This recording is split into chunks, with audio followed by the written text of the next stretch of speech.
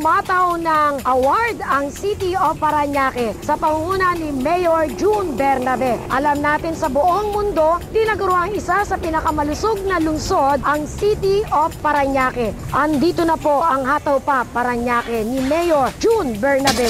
Magandang gabi po sa inyong lahat. Ito po si Mayor June Bernabe ng lungsod ng Parañaque. Bumabati po sa programa ng IBC 13 Gabay at Aksyon. Ngayong gabi po ay akin po i-report sa ating pong mga kababayan tungkol po doon sa World AIDS Day celebration. Nanap po ito sa Hyatt Hotel sa Manila at ikinagagalak ko pong sabihin sa inyo na ang lungsod po ng Parañaque ay nakatanggap po ng award buhat po sa Department of Interior and Local Government. Nanalo po ang Parañaque City sa kanyang programang Give Me 5 Plus Approach, Balutis Response to HIV and AIDS. Ibig sabihin po ng baluti batang laging umiiwas sa tiyak na infeksyon. Ito po ang programa ng lungsod ng Parañaque para ma-prevent ang incidence ng HIV AIDS dito po sa Parañaque. Although wala pong incidence ng AIDS, ay meron po tayong prevention program na sinali po natin sa best practices ng DILG at isa po tayo sa mga nabigyan ng award. Salamat po sa DILG for this opportunity na makasali sa kanilang programa.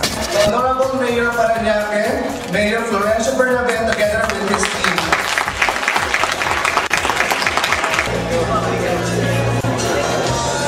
Next week ay meron po tayong programa sa lungsod ng Parañaque na kung tawagin ay RPT Online. RPT po means Real Property Taxes. Sa kauna-unahang pagkakataon dito po sa Pilipinas ay makakapagbayad po ang taxpayer ng Parañaque sa pamamagitan po ng internet. Ma-access po ninyo yung aming po RPT Online project. Mag-enroll lang po muna kayo. Once you enroll, you will be given a PIN number at yun po ang inyong gagamitin para ma-access nyo yung program. If you are current on your payments on real property tax or amilyar, kayo po ay makakasali at pwede nyo po ma-avail yung services such that hindi nyo na ho kailangan pumunta sa City Hall. Sa inyo pong bahay o sa inyong opisina ay pwede na po kayong magbayad. Para po sa mga kumpanya, lalong-lalo na po yung napakaraming titulo, kaya mga properties. Sapagkat pag nagpunta ko kayo doon, kung may dala-dala ko kayong titulo, kayo po ay matatagalan. You can resume anytime you want. Ito ang darating na Kapaskuhan ay magsisimula ho tayo sa December 4 na Christmas gift giving natin as usual. Ito po taon-taon ay iniintay po ng ating mga kababayan coming from the poorest of the poor families. Isa pong feature ng ating pamaskong handog ay hamon. Isa pong iniintay at kinakain ng ating mga kababayan sa Noche Buena. Kasama po yung ibang mga dilata, bigas, kape at mga noodles. Ang ating pong target is about 30,000 families living in the poor areas, in the slum areas of Parañaque. On December 4 ay meron po tayo groundbreaking ng ating pong Rotary Homes dyan po sa may C5 where we shall build 1,500 units para doon po sa mga riverbank dwellers o mga nakatira sa ilog. Although hindi po talaga siya libre, they will have to pay that back to us at around 1,000 per month for about 25 years. Tulong po ang Rotary Club District 3830, ang kanilang mga presidente, ang past governors, present and future governors at ang Gawad Kalinga. Once matapos po yung programa na yan na pinagtulong-tulungan po nila at ng ating pong lungsod, yung pong mga 1,500 families na nasa riverbank ay magkakaroon na po ng sarili nilang lupa at sariling bahay. Masosolve po yung pagdurumi ng ilog, pagbabaha, sapagkat yung pong mga basura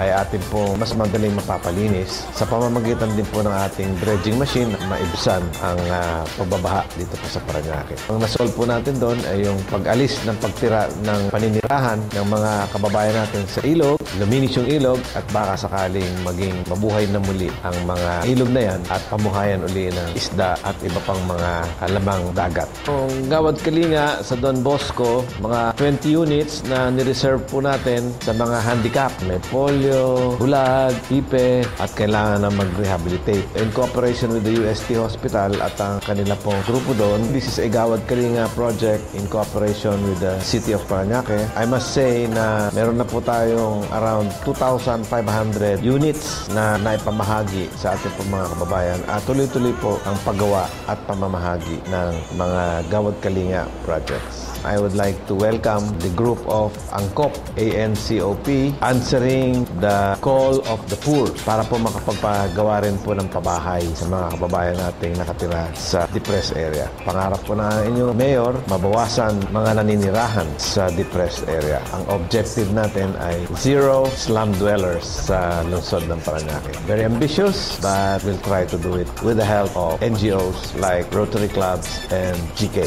Meron na tayong 145 units. Yung pong 145 units na po yan ay ibibenta po natin sa mga munisipyo employees through salary deduction. On Friday, tapos na ho yung eleksyon ng SK President dito po sa Parañaque. Hopefully, okay naman ang naging turnout. Kung sino man ho nanalo, congratulations to the new set of officers of the SK. And the SK President will sit in the City Council as ex officio member of the City Council and acting and working as a City Councilor. So ito po si Mayor June Bernabe ulit. Magandang gabi po sa inyong lahat. Hataw Parañaque!